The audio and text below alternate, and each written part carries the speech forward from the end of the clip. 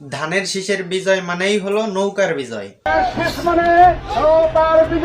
বিএনপির আরেক নেতা বলছে তার কথা মতোই ভোট দিতে হবে ধানের শীষে। আমি সাবধান করে দিলাম, আমার কথা মতো ভোট দিতে হবে, আমার কথা মতো ভোট দেওয়ার জন্য ব্যবস্থা করতে হবে। বিএনপির আরেক নেতা বলছে আমি এখন কিছু করবো না, আমি নির্বাচনটা হয়ে যাবে তখন খেলা দেখ। বিপক্ষের প্রার্থীর কাছ থেকে নমিনেশন ছিনতাই করে নিয়ে আসবে। এই নির্বাচনে যদি কেউ জামাত ইসলামীকে ভোট দেয় তাহলে তার খবর করে ছেড়ে দিবে। আমি একটা ভোট চুরি করে দাঁড়িপাল্লায় দেবো, অনুরোধ করে কই তার কি হবে এখন বলবো না, ওই দিনই বলবো তার ব্যবস্থা কি। বিএনপির এই নেতা বলল তিনি যা বলবে সেটাই আইন, আর সেটাই নাকি আল্লাহর হুকুম। আমি যা বলবো এখানে তাই আইন, আল্লাহর হুকুম। অর্থাৎ তিনি আল্লাহর সাথে নিজেকে তুলনা করলো। এটা নিঃসন্দেহে তিনি শিরক করলো আল্লাহর সাথে। জামাতের কোন মহিলা যদি বাড়িতে যায় ঘাট ধরে তাকে বাইর করে দেবে, জামাতের মহিলাকে যেন বাড়িতে ঢুকতে দেবেন না। বিএনপির মহিলারা বাড়িতে না রাস্তায় নেমে গেছে। আনন্দ নিয়ে যাবে, নিজের ভোট নিজে ইচ্ছা মতো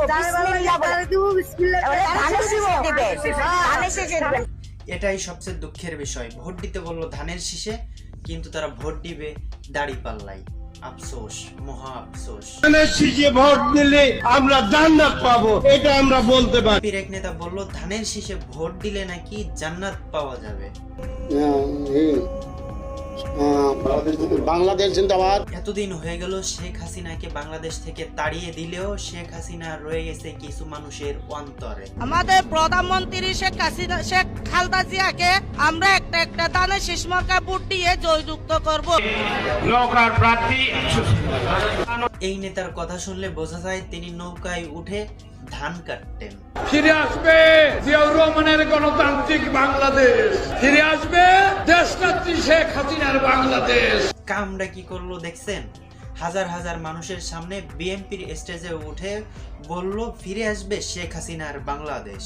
আর তো অপমানে দুই গালে নিজে চর নিজে খাইতে ইচ্ছা করে রে বেটার বাচ্চারা। এদের কাছ থেকে আপনারা নতুন ধানের আশা করেন? এরা হলো ধানের চিটা।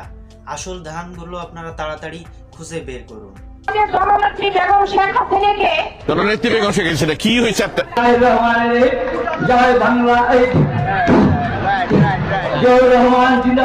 যারা দীর্ঘ 17 বছর জেল, গুম, খুন, অনেক অত্যাচারের শিকার হয়েছে, আপনারা সেই সমস্ত নেতাদেরকে ফেলে রেখে, অর্থাৎ আসল ধানগুলোকে ফেলে রেখে আপনারা এখন ধানের চিটাগুলোকে সামনে দিয়ে রেখেছেন।